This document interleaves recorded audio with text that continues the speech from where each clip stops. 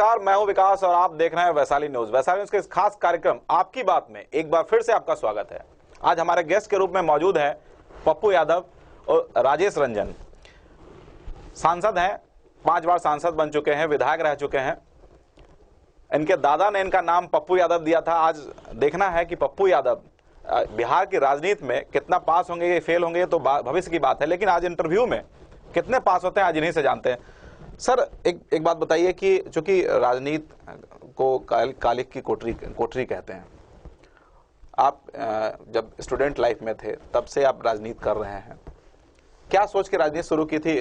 जो कि आपकी छवि जो रही है वो लगातार जो प्रचारित की जा रही है या की जा चुकी है वो बाहुबली के रूप में, लेकिन आपकी जो बातें होती है वो काफी तर्कपूर्ण देखने को सुनने को मिलती है।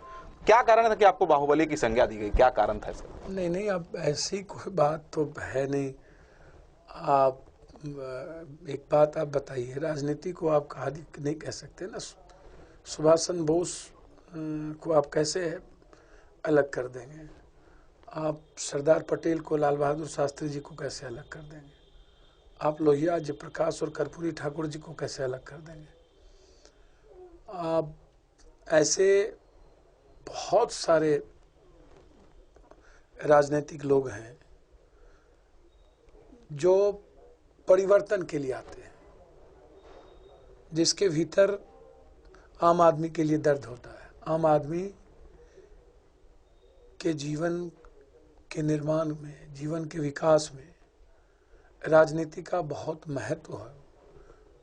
ये जो लोकतंत्र है और गण लोकतंत्र, ये तंत्र है लोक के लिए, ये गणतंत्र। हमारी सारी व्यवस्थाएं इस देश के 128 करोड़ लोगों के लिए। अब आपने बाहुबली की बात की, मुझे अब एक व्यक्ति जो ऐसे परिवार से हो जिसको बिहार में 6ठे-7वें जमींदार फैमिली से कहा जाए, और कोई भी व्यक्ति सब विदेश और एजुकेशन में, मेरा एजुकेशन बाहर आनंद मार्ग स्कूल में, तो आप इस बात को सोच लीजिए कि जो व्यक्ति सिस्टम के खिलाफ बात करता है, जो व्यक्ति किसी शोषण करने वाले के खिलाफ खड़ा होता है, उस व्यक्ति को हमेशा से, चाहे आप आज हनुमान जी होते तो उनको बजरंग बली नहीं कहता, आज उसको बाहुबली ही कह जाता, महाबली कह देता। आप इस देश में भगत सिंह को आपने क्या कह दिया था? अच्छा आदमी अंग्रेजों ने संज्ञा दी थी क्या? ये अंग्रेज सुभाष चंद्र बोस के बारे में क्या मान्यता रखते थे?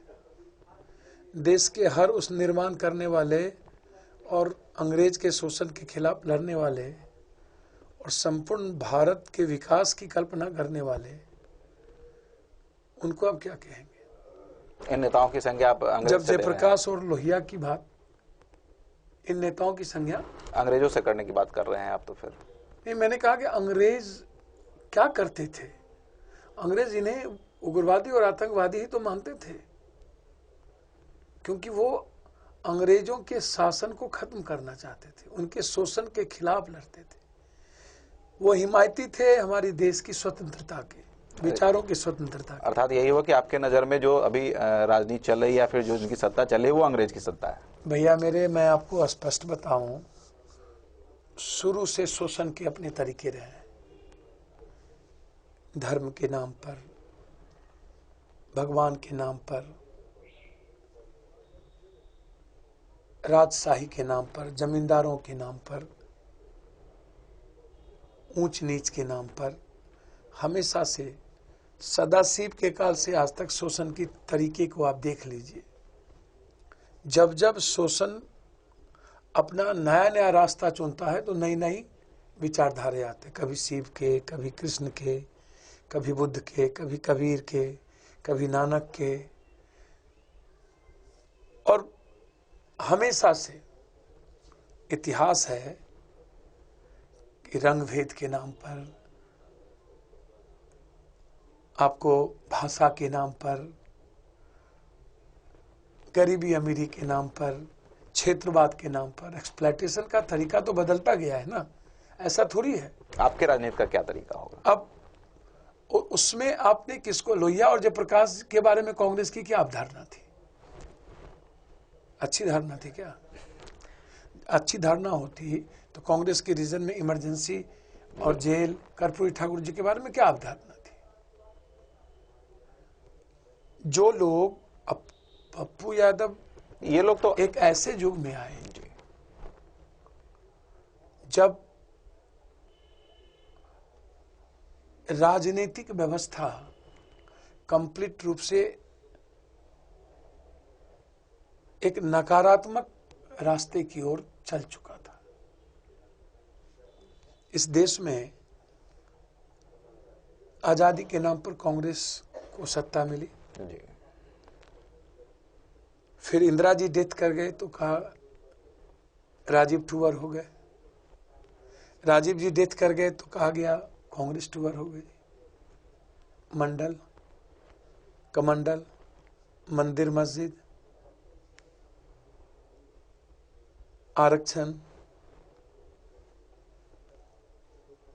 खैरात पर राजनीति शुरू हुई, वाईफाई फ्री, पानी फ्री, हवा free, laptop free, cycle free, radio free, 6 kilo आटा 10 किलो चावल फ्री, जेवर free, TV free, mobile free. Naveen Patnaik ji और उनके पिता इतने लंबे समय से, दुनिया की सबसे ज़्यादा गरीबी उड़ीसा में है, लेकिन कभी मिलते नहीं है, लेकिन इतने लंबे समय से हैं। दाल और चावल पर फ्री है। जयललिता जी किसी से मिलती नहीं थी, लेकिन सब कुछ सस्ता और सब कुछ आम आदमी तक पहुंचा करके भगवान बनी हुई थी, किसी से मिलना नहीं। लेकिन इसी लैपटॉप और मोबाइल वाले का भी तो आप सपोर्ट कर रहे हैं। मैं तो कह रहा हूँ ना, मैं वही बात कह रहा हूँ ना, वही तो आ रहा हूँ। मायावती जी किन से मिलती थी, लेकिन कास्ट का सेंटीमेंट, डीएनए, अखलाक, गाय, बैकवर्ड फॉरवर्ड। राजनीति इस देश की अब 15 लाख रुपया ले आएंगे, पाकिस्तान को समाप्त कर देंगे, मस्जिद मंदिर वहीं बनेगा, कश्मीर का इतिहास बदलेगा। बस हम आए कि नौकरी मिली, क्या हुआ? Make in India, skill India, stand up India, Ganga Namami mission, Jan Dhan योजना, स्वच्छता, प्रधानमंत्री आदर्श ग्राम, कौशल योजना, सब जीरो। बिहार में 0.1% पूंजी निवेश नहीं। बिहार में एजुकेशन समाप्त, सबसे ज्यादा एजुकेशन और हेल्थ का पैसा बाहर जा रहा है। हमारे पास जीरो। इंडिया की वर्ल्ड का सबसे ज्यादा गरीब भारत, और भारत का सबसे ज्यादा गरीब उड़ीसा, बंगाल, बिहार। कुपोषण सबसे ज्यादा हम, निरक्षरता सबसे ज्यादा हम, बीमारी सबसे ज्यादा हम, आर्सेनिक और आयरन पानी सबसे ज्यादा हमारी स्थिति बुरी। झारखंड के बाद हमारे पास इतने बड़े मैन पावर होने के बावजूद हम कुछ नहीं। नीतीश कुमार जी और लालू यादव जी का इतना लंबा समय, तो ये वोट किस पर दिया जा रहा है? जात पर तो है, ये जियो और सोशियो सेंटीमेंट पर तो है। उसी जात की राजनीति की, जैसे बात करें, बैकवर्ड फॉरवर्ड की बात करें, उसी के सहारे तो आप भी जीत करके आए थे। आपने कभी जाना क्या मुझको? इंडिपेंडेंट हम चुनाव लड़े, 3 बार इंडिपेंडेंट एमपी बने। जहां से हम पूर्णिया से एमपी बने, वहां तो यादवों की संख्या 1.25 लाख भी नहीं है। सबसे ज्यादा मुसलमान है वहां, और अत्यंत पिछड़े के लोग हैं। फिर क्या जरूरत थी लालू यादव जैसे? मैं कभी किसी के साथ, अब मधेपुरा से हम चुनाव लड़े 2 बार, 1 बार शरद जी चुनाव हारे, रंजीत रंजन जी 2 बार इलेक्शन लड़ी। वर्ल्ड के इतिहास में वाइफ हस्बैंड पहली बार लोकसभा में हम हैं, 2 बार हम रंजीत रंजन जी रही, आज कांग्रेस की वो प्रवक्ता है। हम पहले भी कई बार हमने प्रयास किया कि पहले हम इंडियन फेडरल डेमोक्रेटिक पार्टी हमारी बनी थी, 5 MP थे, हम मिनिस्टर थे, PC थॉमस केरल के, रामविलास जी की पार्टी में हम प्रधान महासचिव थे, जनता दल में हम जब थे तो वो पार्लियामेंट्री बोर्ड के हम मेंबर थे। हम पार्टी के शीर्ष पर आकर के समाजवादी पार्टी के हम प्रेसिडेंट थे। यहाँ हमने प्रयास किया, फिर समाजवादी पार्टी लालू जी से मिल रहे थे तो हमने अलग हो, हम मधेपुरा हमें आना पड़ा जहां लालू जी सीट छोड़े थे, तो फिर उस सीट पर हमें चुनाव लड़ना पड़ा। और मधेपुरा की स्थिति थी कि लालू यादव और पप्पू यादव मिलकर के चुनाव लड़े। मधेपुरा के लोकसभा के अब सामाजिक आवाज थी। अब हर जगह राजनीति, मैं आपको कहा कि राजनीति में पप्पू यादव इन लोगों की तरह जो आज देश चल रहा है, जो देश कर रहा है, मैं बधाई दूंगा अखिलेश को कि जिन्होंने जाति के जहर, अपराधी, दलाल और बेईमानों के जहर को रोकने का प्रयास किया। इस लोकतंत्र की नई विचारों को पुनः पुनर्जीवित करने की कोशिश की है। इन दलाल, बेईमान और अपराधियों के रहते लोकतंत्र और गणतंत्र की रक्षा नहीं की जा सकती। कौन है दलाल, जैसे आप बता रहे हैं, कौन है दलाल आखिर? भैया, इस देश में दलालों या देश दलालों की बदौलत तो चल रहा है। पहले जमीन के दलाल कह रहे थे, आज हम रियल एस्टेट कहते हैं।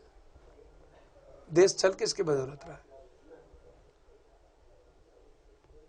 क्या डेमोक्रेसी बचेगा जिस देश में आम आदमी की कभी का सम्मान नहीं हुआ, जो देश हमेशा शक्ति की उपासना की, आवश्यकता के अनुसार भगवान को पूजा और डर के कारण पूजा हो, हमेशा जो देश नारियों का सम्मान न किया हो, शारीरिक बल की प्रधानता दी गई हो, जो देश हमेशा पावर, ग्लैमर और मनी पर चलता हो, जो देश हमेशा कास्ट, हवा पानी जहर हो गया हो, कास्ट, क्रीड, धर्म, मजहब पर चलता हो, जो देश की नींव गरीबी ना हो, गरीबी के आतंक में जो देश जीता हो।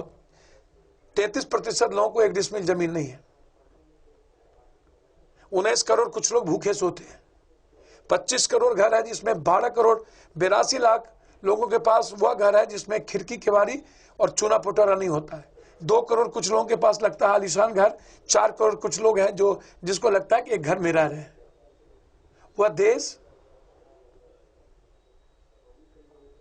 जो कंप्लीट रूप से 9.6% एजुकेशन हो, महिलाओं का एजुकेशन ग्रोथ ना हो, साक्षरता दस्तखत करने में ही जो देश खुश हो जाए, जिस देश के पास इंफ्रास्ट्रक्चर ना डेवलप करे,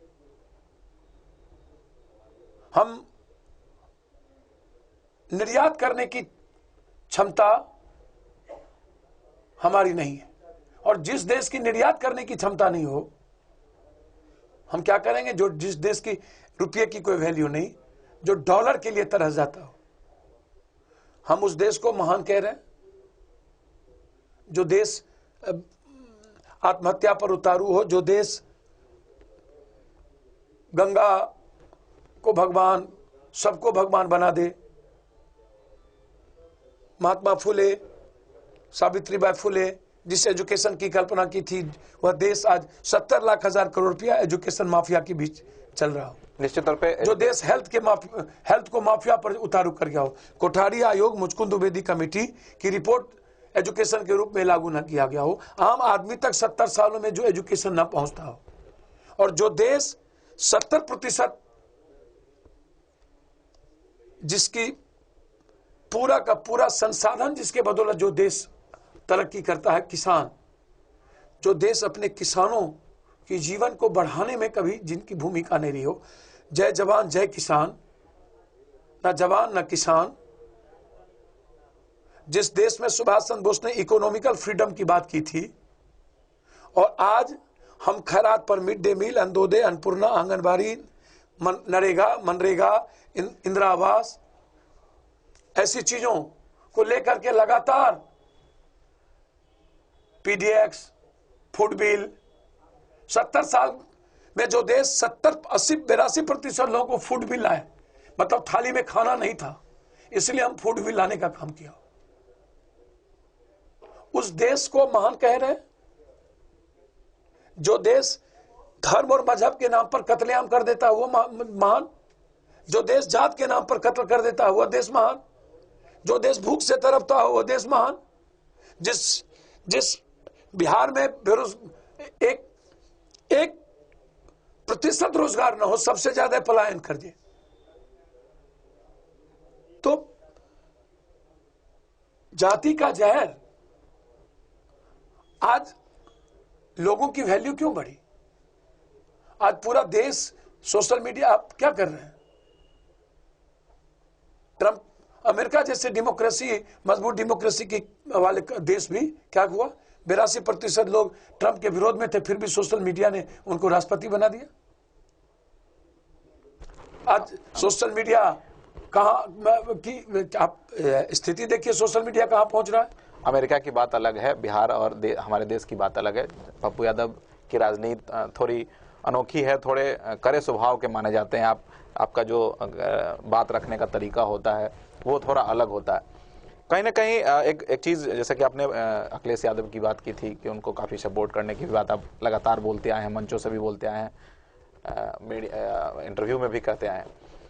एक और आप कह रहे हैं कि साइकिल, मोबाइल, लैपटॉप देने की बात कर रहे हैं, और दूसरी ओर आप गरीबी की बात कर रहे हैं।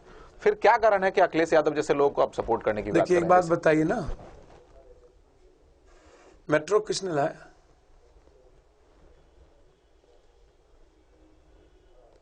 जेट प्लेन किसने उतारा? विकास को भी तो आप देखेंगे, आम आदमी की जरूरत को भी कोशिश किया गया और विकास को भी कोशिश की गई। किसानों की तरक्की के लिए दलाल और बेईमानों को चैलेंज तो किया ना। किसानों की तरक्की के लिए क्या किया उन्होंने? नहीं, आप इसको आप देखिएगा, किसानों के लिए खाद के बारे में 1 साल के बारे में उसने क्या कहा? बोला 1 साल तक आप पैसे को, आप 1 साल के बाद आप अपनी पेमेंट करिए। आप उन्होंने माफ किया, जैसे यूपीए ने माफ किया था किसानों। ये भी माफी भी कोई मतलब नहीं है, बिल्कुल रूप से। बुंदेलखंड है, आपको विदर्भ है। चुनावी वर्षों में इस तरीके के कई सारे वादे और कई सारे काम किए जाते हैं, जिसका फायदा भी पॉलिटिकल पार्टियों को मिलता रहा है। तो ये एक बार माफी देना, या फिर माफी, जैसे आप भी बता रहे हैं कि माफी भी बहुत जरूरी चीज नहीं है, नहीं होनी चाहिए। मुझको लगता है कि जिस तरीके की प्राकृतिक विपदा आती है, बाढ़, सुखाड़, साइक्लोन, वह सरकार के दृष्टि में निश्चित रूप से आवश्यक है कि हमें उस वक्त तुरंत त्वरित कार्रवाई सरकार को करनी चाहिए। और किसान इससे सबसे ज्यादा परेशान होता है। सरकार ने सबसे बड़ा जो गुनाह किया है, किसान को, कृषि को उद्योग का दर्जा नहीं देकर के। क्योंकि कृषि को आप उद्योग का, जब पान वाला, चाय वाला अपना कीमत लगाता है, रिक्शा वाला अपना भाड़ा तय करता है, तो जो धूप, तूफान, साइक्लोन, रात दिन खेत के आर पर रह करके जिंदगी बदलता है भारत की और आम आदमी की, उसको क्यों आप अधिकार नहीं देते? उसको तो अधिकार दीजिए। जब एक व्यापारी अधिकार सर, थोड़ा सा समय की बाध्यता है, थोड़ी देर बाद फिर आपसे मिलते हैं। तो समय हो चला ब्रेक का, ब्रेक के बाद फिर मिलते हैं। तब तक आप देखते रहिए वैशाली न्यूज।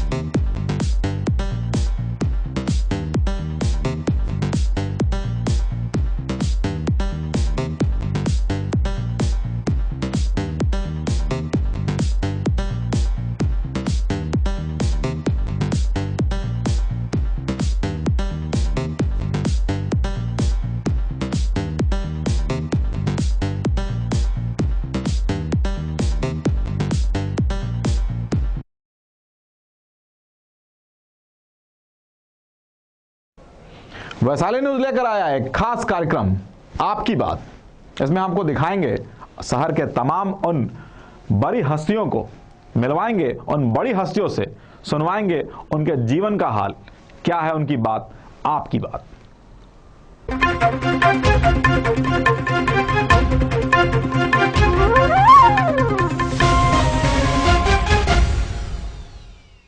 हमारा देश किसानों का देश है और यहाँ किसानों की संख्या अधिक है और वो पढ़ाई लिखाई से ज्यादा जरूरी हल चलाना समझते हैं। तो हल चलाने वाले लोगों के हाथ में आप कार्ड देने की बात करें, कैसे उसको फिर यूज?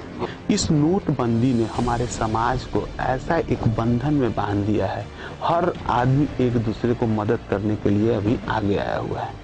भैया लोग जो थे वे लोग हम लोग को काफी सुरक्षा दिए, जिससे आज हम लोग वहाँ पर खेल सकते। नहीं तो शायद हम लोग काफी डिस्टर्ब होते रहते और फिर बहुत दिक्कत होता, क्योंकि वो हाजीपुर में कोई ग्राउंड भी नहीं है, सिर्फ एक ही स्टेडियम है जिसमें सारे गेम्स हैं। लेकिन जो अच्छे बच्चे जो कि इंडिपेंडेंट में तैयारी करते हैं 100% और टॉप रैंकर्स में डालते हैं। इवन कि मैं भी स्टार्टिंग में की बात कर रहा हूँ, उसका ऑल इंडिया में 3rd मैक्सिमम मार्क्स आया था इन द मेंस। जरूरी नहीं है कि आप अंग्रेजी पढ़ के ही IAS ऑफिसर बन सकते हैं। हिंदी भी अगर आपकी अच्छी हो तो आप उसके माध्यम से भी IAS ऑफिसर बन सकते हैं, IAS की तैयारी कर सकते हैं, UPSC कंप्लीट कर सकते हैं, ताकि लोग भी जाने और इसके बारे में समझ सकें और फिर इस चीज से जुड़ के उसका लाभ भी उठा सकें। क्या है ये सही? सबसे पहले तो इसके नाम पढ़ाते हैं, इसका अपने नाम सुनिए, फीडिंग थ्रू वाटर के थ्रू इसका इलाज किया जाता है। इसका के 3 लेवल है, इंडियन और ओरिएंटल और वेस्टर्न।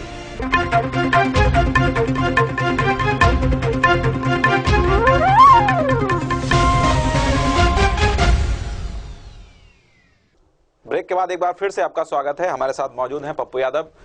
ब्रेक पर जाने से पहले उन्होंने किसानों की बात कही थी। सर, अभी भी हमारा देश, जैसा कि आप बता रहे हैं, 70% किसान, आज भी उनकी आर्थिक स्थिति बहुत अच्छी नहीं है।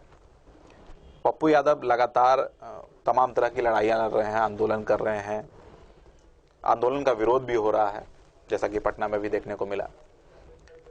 कब तक लड़ाई चलती रहेगी पप्पू यादव की? अच्छा, एक बात आप बताइए ना, इस देश को तो बहुत पहले ही किसानों के बारे में सोच लेना चाहिए हमारी सरकार को। किसान आज तक 3 फसल पैदा करने की क्षमता रखता है, लेकिन हम 2 फसल तक भी नहीं कर पाते हैं। और हम 2 फसल हमेशा घाटे में जाते हैं, 1 फसल किसी तरीके से सरप्लस में आते हैं। मतलब फायदा कभी किसान को हिंदुस्तान में, अब तो किसानों की संख्या सिमट गई। जब 40 करोड़, हम आज 128 करोड़, हम अब बटेदार हो गए हैं। हमारे पास 1 बीघा, 1.25 बीघा, 1.5 बीघा, 2 बीघा से ज्यादा जमीन गांव में 95% को नहीं है। और 2020 आते आते हम 1.5 अरब होंगे तो हमारी संख्या हिंदुस्तान की और सिमट जाएगी। हमें न्यू टेक्नोलॉजी के साथ जाना पड़ेगा। किसानों को औषधि की ओर जाना पड़ेगा। हम 1 कट्ठे में, 10 कट्ठे में कैसे औषधि को लगा करके जीवन की जो सबसे महत्वपूर्ण जौड़ी है जीवन के निर्माण में, जीवन के जीने में, हमें तालाब की ओर जाना पड़ेगा, हमें मखान की ओर जाना पड़ेगा, हमें औषधि की ओर जाना पड़ेगा। लेकिन मेरे पास बिहार में इंफ्रास्ट्रक्चर नहीं है, हमारे पास पूंजी नहीं है, बैंकिंग सिस्टम हमारा सबसे ज्यादा वर्स्ट है। बैंक तो वैसे ही नोटबंदी में बता दिया कि भारत दुनिया का सबसे ज्यादा भ्रष्ट कंट्री है। बैंक का मैनेजर तय कर दिया कि भारत से भ्रष्ट इस वर्ल्ड में कहीं कोई कुछ हो ही नहीं सकता है। हम अफ्रीका से भी नीचे है, तो हमको उस पर कुछ कहना ही नहीं। आप बैंक मेरे जीवन को कितना नाश करता है उस पर जाना ही नहीं है। बांग्लादेश का बैंक ने क्रांति लाया, लेकिन हमारे बैंक ने तो हमारे जीवन को जीने के लायक भी नहीं रहने दिया। ये पूंजीपतियों की दलाली करता है मेरा बैंक। पूंजीपतियों बड़े बड़े पूंजीपतियों को वो सीधा पैसा बेनिफिट देता है। वो भाग जाओ।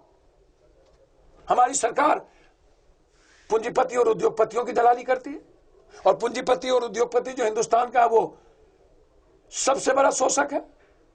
आप जमीन की दलाली कौन करता है, आप हमको बता दीजिए।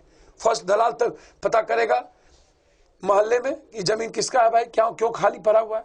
सीआई का सर्किल से अफसर से पता करेगा, वो जमीन पता करेगा किसी और का है, वो कलकत्ता चला गया, बंबई चला गया, उससे जाके वो संपर्क करेगा, बात करेगा, तब वो नेता के पास जाएगा कि एक जमीन है, यदि आप इसमें पढ़िएगा तो आपको कम से कम 30-40 लाख का बेनिफिट हो जाएगा। तो नेता का चेहरा चमक जाता है। अब नेता को लगता है कि कैसे होगा, तो नेता कहता है कि एक काम करो, कि जब वो दलाल नेता को कहता है कि ये जमीन पर किसी और की भी दृष्टि है, कोई और नेता भी है और इस पर कोई अपराधी भी इस पर ध्यान है, तब वो नेता तय करता है कि उससे बड़ा अपराधी कौन है, उसको जाके तुम मिलो, हम फोन कर देते हैं। और उससे बड़ा अपराधी से जाके मिलता है, बात करता है कि इस जमीन हम लोगों का होना चाहिए, इसलिए इसको धमकाओ। तो अपराधी भी शेयर, नेता भी शेयर, दलाल भी शेयर। अब इन तीनों को मत बनाने के लिए थाने को, प्रशासन को शेयर करना पड़ेगा, सीओ को, डीसीएलआर को, सीआई को, थाने को, तो अब पदाधिकारी भी, प्रशासन भी शेयर। अब उस जमीन को लेने के लिए और जमीन को हाई मांगे पर बेचने के लिए कौन आएगा? तो पूंजीपति आएंगे। मतलब सबके ऊपर पूंजीपति, मतलब 5 आदमी मिलकर के रियल एस्टेट का, जमीन के दलालों को अब इंग्लिश में रियल एस्टेट कहा जाता है। मतलब रिफाइंड हो गया ये दलालों का नाम। बालू माफिया, ये पहाड़ माफिया, ये पानी माफिया, ये रिफाइंड हो गया, दारू माफिया। तो आप इस बात को देखिएगा कि किसान, आप की बात आप करते हैं भैया, हमारी सरकार दुनिया से सीखती ही नहीं, हम वैज्ञानिक तरीके से जाना ही नहीं चाहते, और हमारे किसान सीखना भी नहीं चाहता है, क्योंकि उसको लगता है कि हमें मिलना तो कुछ है नहीं। बीज खाद हम उसके मन से लेंगे और बेचेंगे हम अपने मन से, और बेचेंगे तब। अच्छा, सरकार का जो टैक्स है, सबसे ज्यादा भ्रष्टाचार का पीडीएक्स सिस्टम, टैक्स, जन वितरण प्रणाली क्या है? वर्ल्ड का सबसे ज्यादा भ्रष्टाचार है दुनिया का। आपको 3 महीने में मिलेगा, वो भी 40 साल का पुराना जो अनाज है किसी गोदाम में, वो ला करके देगा, बीज का देगा, वो भी कम देगा और ज्यादा पैसे में देगा। वो मनमानी, वो क्योंकि या तो पप्पू यादव का चाचा है, या नीतीश जी का कोई नाना है, या किसी मंत्री एमएलए, किसी बड़े लोगों का जन वितरण प्रणाली वाला दादा है। जैसे आंगनबाड़ी क्यों भ्रष्टाचार की जननी में है? आंगनबाड़ी में कहीं ना कहीं मुखिया जी का और कहीं ना कहीं बड़े परिवार की लोग इन्वॉल्व हैं। चलिए कोई दिक्कत नहीं, लेकिन आंगनबाड़ी को सबसे ज्यादा हमारा सिस्टम पैसा मांगता है, लेता है, तो आंगन करेगा क्या? इतना में कहां से खिलाएंगे वो? और आंगनबाड़ी में है भी सब बड़े परिवार की बेटी, औरत, पत्नी, मां। सच्चाई है, आप इसको उठा के देख लीजिए। तो आप देखिएगा जन वितरण प्रणाली, अब सबसे ज्यादा बिहार में और देश में जमीन का झगड़ा सबसे ज्यादा है, सबसे ज्यादा। भू-हदबंदी कानून कब हुआ था? लालधारी को लाल कार्ड मिल गया, लेकिन उस पर कब्जा आज तक नहीं हुआ। दलित और किसानों का झगड़ा, मजदूर और किसानों का झगड़ा, ये पॉलिटिशियन ही तो लगा है। बटेदारी कानून लागू कर दो ना, हिम्मत है तो। वो नहीं होगा। गरीबों को डिसमिल जमीन, राजनीति के लिए इतना डिसमिल जमीन देंगे, हम ये कर देंगे। 1 लाख रुपया घर बनाने के लिए बनेगा तो एक ही रूम ना, आखिर 5 बच्चे हैं ना। आप उसके, इस देश का हर व्यक्ति 40,000 से 1 लाख रुपया कैसे कमाएगा, कैसे उसकी रोजगार की गारंटी होगी? आप इसकी बात क्यों नहीं करते? कैसे कॉमन और कंपलसरी एजुकेशन के मार्फत से हम देश के 128 करोड़ लोगों के जीवन को सुधार की बात करेंगे? हम इस पर बात क्यों नहीं करते? हम लंदन में, जब लंदन के प्राइम मिनिस्टर का बेटा जहां पढ़ता है, आम आदमी का बेटा उससे अच्छे स्कूल में पढ़ता है, तो हमारे देश में क्यों नहीं हो सकता है? जब अन कंट्री दुबई से बालू के ढेर पर पूरा वर्ल्ड के इंफ्रास्ट्रक्चर को लाया और बाद में पेट्रोल वहां खोजा गया, चाइना मेन पावर पर दुनिया बदल दी, तो फिर हम क्यों नहीं कर सकते हैं? जबकि वर्ल्ड का सबसे बड़ा मेरे पास है, हमसे बड़ा मेन पावर किसी के पास नहीं है। बिहार से अच्छा दिमाग, इंटेलिजेंट किसी के पास नहीं है। आपकी लड़ाई क्या भ्रष्टाचार से है या फिर इन बड़े नेताओं से? भैया, इन सिस्टम को कोलैप्स किसने किया है? लड़ाई कहीं ना कहीं तो लड़नी होगी ना, किसी विषय पे लड़नी होगी। एक व्यक्ति दुनिया बदलता है। जब एक ही व्यक्ति, चाहे नानक, चाहे मोहम्मद साहब, चाहे गुरु गोविंद, अपने बच्चों को कुर्बान कर देता है, एक ही व्यक्ति जेम्स, एक ही व्यक्ति बाबा, राजा राम मोहन राय, दयानंद सरस्वती, सती प्रथा और विधवा प्रथा को उन्मूलन किया, इतने बुरे कुरीतियों को। आज समाज मुस्कुरा रही, आज हमारी बहनें मुस्कुराती है। हमने तो कभी रेस्पेक्ट दिया नहीं। समाज तो हमेशा कभी सती, कभी विधवा, कभी बांझ, कभी सीता का अग्नि परीक्षा, तो कभी द्रौपदी का कभी रेस्पेक्ट तो मिला नहीं। आज भी राजनीतिक व्यवस्था में लोगों को लगता है मेरे ही बदौलत मुखिया एमएलए बनती है।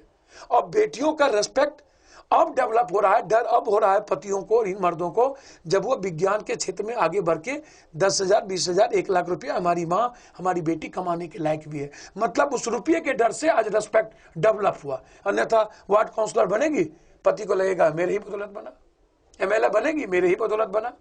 उनकी स्वतंत्रता नहीं है और बस कह दो तो आप तो लक्ष्मी हैं। झूठ की खेती। सल हम गरीब, हम मट्टी के लक्ष्मी को अगरबत्ती दिखाते हैं और घर की लक्ष्मी को बस लक्ष्मी कह दो। सुबह झाड़ू, उसके बाद भात पसाओ, उसके बाद बेलना बेलो, फिर कपड़ा आयरन दो, कपड़े खींचो। क्या क्राइटेरिया होना चाहिए भैया? हमारी बेटियों की एजुकेशन को कंपलसरी की जानी चाहिए और किसी भी कीमत पर 18 साल तक के बच्चों को मजदूरी करने का राइट नहीं देना चाहिए। Compulsory education, free education, health कौन करेगा? हेल्थ और एजुकेशन को फ्री करेंगे, ये मैं आपको कह रहा हूं। कई लोगों को कहेगा कहां से पैसा आएगा? दुनिया में बहुत सारे आप फिजूल खर्ची कर रहे हैं, आप एमएलसी पर फिजूल खर्ची कर रहे हैं, आप विधान परिषद पर फिजूल खर्ची कर रहे हैं, आप नेताओं पर कई चीजों पर आडंबर खर्चा कर रहे हैं। आप रोक दीजिए उसको, क्या जरूरत है? जब कई स्टेट में विधान परिषद नहीं है तो आपको क्या जरूरत है विधान परिषद की? कौन लोग जा रहे हैं? बालू माफिया, गांजा माफिया, शराब माफिया, दलाल। एक वोट को कितने में हम खरीदते हैं एक वोट को? Education mafia, medical mafia. In education और मेडिकल माफिया ये लोग तो जा रहे हैं, इन्हीं लोग का पैसा तो रियल एस्टेट में लग रहा है। सारे politician, education mafia, medical mafia का ही तो पैसा रियल एस्टेट में है। आप निकालिए ना। तो हम तो रोकेंगे बाय हुक एंड क्रूक। हम आएंगे तो गवर्नमेंट, सरकारी गवर्नमेंट स्कूल में हम नेता और पदाधिकारी के बेटे को कंपलसरी करेंगे और प्राइवेट स्कूल को यदि मैं खत्म ना भी करूं तो उसको कोऑपरेटिव के तहत लाऊंगा ताकि उस पर सरकार का भी और आम आदमी का अधिपत्य हो, वो भी कमाए। कोचिंग बंद करेंगे हम किसी भी परिस्थिति में। कोचिंग जब सरकार दे सकती है स्कूल और कॉलेज में कोचिंग, तो फिर अलग से क्यों पैसे आप गरीब बच्चों और मिडिल क्लास के बच्चों को चूस रहे हैं? आप जब आपके पास क्षमता है, मेन पावर है, जब आप हॉस्टल में देते हैं, हॉस्टल में दे सकते हैं, तो फिर क्यों आप उसको लगाइए स्कूल में, उसको आप उस लायक दीजिए। आप जैसे जांच घर, सरकार के पास अब इतना बड़ा इंफ्रास्ट्रक्चर है तो जांच प्राइवेट क्यों होगा? जांच सरकार क्यों नहीं करेगी? सबसे ज्यादा डॉक्टर जांच में कमीशन लेता है और सबसे ज्यादा लोगों का खर्च जांच पर होता है। तो आप रोकिए, हर पंचायत में आप एक जांच घर बनाइए और गवर्नमेंट के द्वारा हो, अमीर गरीब सब उसमें जांच फ्री करें। आप जब अन्य चीजों पर फिजूल खर्ची करते हैं तो इन चीजों, अच्छा मैं पूछना चाहता हूं, इस देश का नेता गरीबी जैसे आतंक को खत्म करने की बात क्यों नहीं करता और बेईमानों जैसे आतंक को मिटाने की बात क्यों नहीं करता है? काहे? क्यों बेईमानी नहीं मिटेगी? मैं जानना चाहता हूं। आम आदमी में ना मिटे, सिस्टम में से मिटाने की ताकत तो होनी चाहिए ना। सिस्टम के भीतर खौफ होनी चाहिए ना। जस्टिस हमेशा ताकत से हुई है, न्याय हमेशा ताकत देती है। आप सिंगापुर में चले जाइए, कानून है ना, एक लड़की को यदि किसी ने देखा और कह दिया नो, तो नो का मतलब नो। यदि देखा तो 1.5 घंटे के अंदर आप उसका आंख निकाल, कानून है, आंख निकाल लीजिए। यदि टच कर दिया तो हाथ काट लीजिए। डर है ना, खौफ है ना। कानून के राज का क्या मतलब? कानून के राज का मतलब है सत्ता और वोट। इस देश, इस बिहार की तरक्की, देश की तरक्की हम थोड़ी कह रहे हैं। आप भी चाहते हैं सिंगापुर के किसी भी परिस्थिति में सत्ता और वोट हमारे देश के डेवलपमेंट को नहीं होने देगा, क्योंकि हम सत्ता और वोट की राजनीति में हर चीजों को लाके खड़ा कर दिए। आखिर क्या तरीका होगा भैया? किसी न किस तरीके से आप, जिस तरीके से हमारी किसी को विल पावर के साथ खड़ा होना पड़ेगा। पप्पू यादव क्यों नहीं हो सकता? भैया ये तय करेगा जनता ना, पप्पू यादव खुद तय करेगा क्या? पप्पू यादव अपनी बात रखेगा, तय करना आम आदमी को है ना। तय करना आज हम एक चेहरा, सोशल मीडिया ने एक चेहरा दिखाया ना, वो अखिलेश का। अखिलेश ने एक निर्णय लिया ना, मुझे ये नहीं करना है। एक व्यक्ति ने दिशा देने की शुरुआत तो की ना कि हम इस लोकतंत्र को मजबूत करेंगे, जिस लोकतंत्र को ये अपराधी, दलाल, बेईमान खाता जा रहा है, ये जाति और कास्ट, धर्म का जहर खाता जा रहा है। जो देश धर्म के नाम पर हजारों लाखों काट दे, क्या हुआ उत्तर प्रदेश में? अब क्या कहने जा रहे हैं? 28 बार में 14 बार तो कह दिए मंदिर वहीं बनेगा। और मैनिफेस्टो में डाल दिए कि 3 तलाक। क्या मतलब है भाई? मतलब आप वोट को ध्रुवीकरण करना चाह रहे हैं। एक तरफ सुप्रीम कोर्ट कह रही है कि जात और कास्ट और धर्म के नाम पर नहीं, और आप मैनिफेस्टो में यह बात ला रहे हैं। तो आप कहीं ना कहीं हिंदू मुसलमान या इस तरह की चीजों को आप पैदा करना चाह रहे हैं ना, जबकि उत्तर प्रदेश में ऐसा होना नहीं है, कुछ नहीं होना है। ये कुछ कर ले, इनको सभी लोग बहुरूपिया को जान चुके हैं। इन पॉलिटिशियन, सिर्फ भाजपा नहीं, पॉलिटिशियन के चरित्र के बारे में लोगों को पता है। हिंदुस्तान में जितना बड़ा पार्टी, जितना बड़ा नेता, जितना बड़ा झूठ, जितना बड़ा ठग, जितना बड़ा आयवास, जितना बड़ा ब्रेनवास, जितना बड़ा वो निरमा पाउडर की तरह मार्केटिंग, निरमा तो चश्मा गोला लाए हुआ गायब, निरमा आ गया। तो लोगों को लगता है, लोग बेचारे तो यहाँ तो आप गांव में एक तो जेसीबी लगा दीजिए, वहां भी 1000 लोग मिलेगा। बंदर नचा दीजिए, वहां भी कह दीजिए कि पहाड़ से एक तो बाबा आया है, ये माथा नीचे पैर उठा के रखा हुआ है, 5000 आदमी आपको बाबा का चेला मिल जाएगा। ये धर्म गुरु लोग, हम तो कहेंगे कि सबसे पहले पेरियार ने जो लड़ाई लड़ी थी वो लड़ाई की जरूरत है। इन लोग, इन नौजवानों को कर्मयोगी बनने नहीं देना। ये धर्म गुरु, ये रामदेव, रविशंकर, ये निर्मल, खत्री, इन लोगों को फिनिश करना चाहिए। ये लोग कहां से 10 लाख 1000 करोड़ लाया? रामदेव को मैंने 900 रुपया इकट्ठी कर दिया था 92 में, 91 में। आज 10 लाख 1000 करोड़ का मालिक कहां से है? ये रविशंकर जी जेल में जाकर के, जब हम एक बार मिसा में जेल में थे तो जेल में नीचे में जाके प्रवचन देते थे। आज इतना बड़ा आलिशान मंच बनता है उनके लिए, 100 करोड़ का मंच बनता है, और तब वो वैभवता के आधार की बात करते हैं। ये ऐसो आराम, जितना मेरा बजट है उतना तो एक मंदिर का बजट है, उतना इन धर्म गुरुओं के पास पैसा है। सभी धर्म गुरुओं के पास, सभी तरह के धर्म गुरुओं के पास, सभी जात धर्म के पास बजट से भी बड़े हो चुके हैं। बाप रे बाप, क्या बात करते हैं। ये फकीर, ये आतंक है। इनसे ज्यादा काला धन किसके पास? पॉलिटिशियन। हमारी लड़ाई है, हमारी लड़ाई है बेईमानों के खिलाफ। हमारी लड़ाई है कि इस भारत के चुनाव प्रक्रिया को स्टेट फंडिंग करो, कैशलेस चंदा लीजिए, दुनिया को बताइए, ऑडिट करिए, और पॉलिटिकल पार्टी आरटीआई के तहत आइए। हमारी लड़ाई है कि ये 400 करोड़ की रैली और इनको रोकिए। बिना ये 60 करोड़ 70 करोड़ में एमएलए बनता है नागालैंड में, 14,000 मात्र। 200-300 करोड़ में साउथ में एमपी बनता है।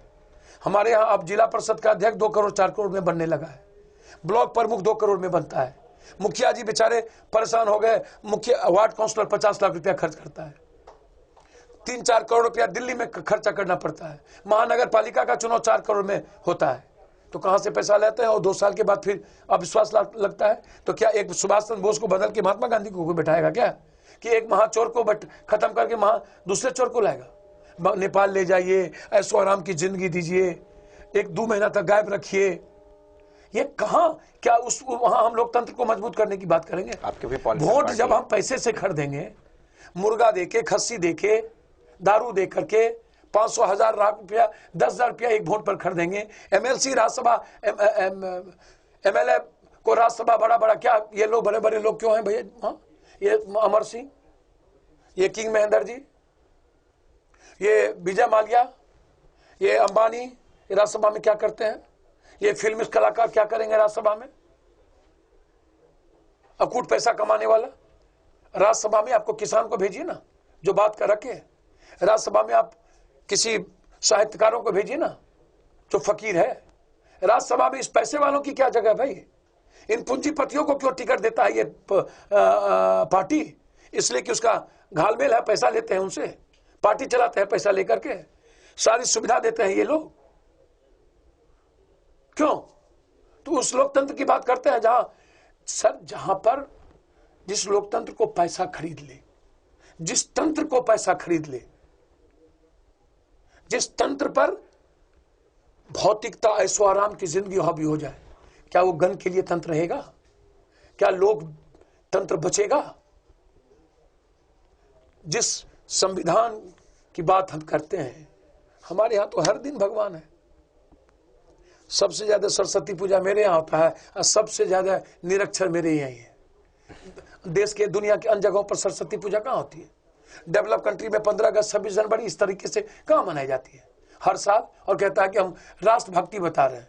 जब माता पिता और गुरु 26 साल तक पढ़ा करके साथ रख करके लोगों का निर्माण नहीं कर पाता है, तो एक दिन हम जो बेईमान चोर लोग हैं, दलाल लोग हैं, ये लोग एक दिन झंडा फहरा करके, टोपी पहन करके क्या अपनी चोरी को रिफाइन करते हैं? क्या करते हैं? एक दिन में सीख जाएंगे क्या? थोड़े समय की बाध्यता है, हमारे पास समय का कमी है। एक अंतिम सवाल है, पप्पू यादव चूंकि इन दिनों युवाओं का एक आवाज बन के उभर रहे हैं, काफी सालों से आप पॉलिटिक्स में भी हैं, सांसद भी रहे हैं, क्या ऐसा करेंगे जो लोग आपकी तरफ अट्रैक्ट होंगे और आप सत्ता में आएंगे और इस तरीके का परिवर्तन लाएंगे? क्या ऐसा करने वाले हैं? देखिए, क्या मेरा तो साफ है, इन बेईमानों 70 सालों में जिसके पास एक अकाउंट नहीं था, जिसके पास खाने के लिए, साइकिल चढ़ने के लिए नहीं था, आज वो मॉल बना करके रखा, वो अपराधी नेता की गठजोड़ से।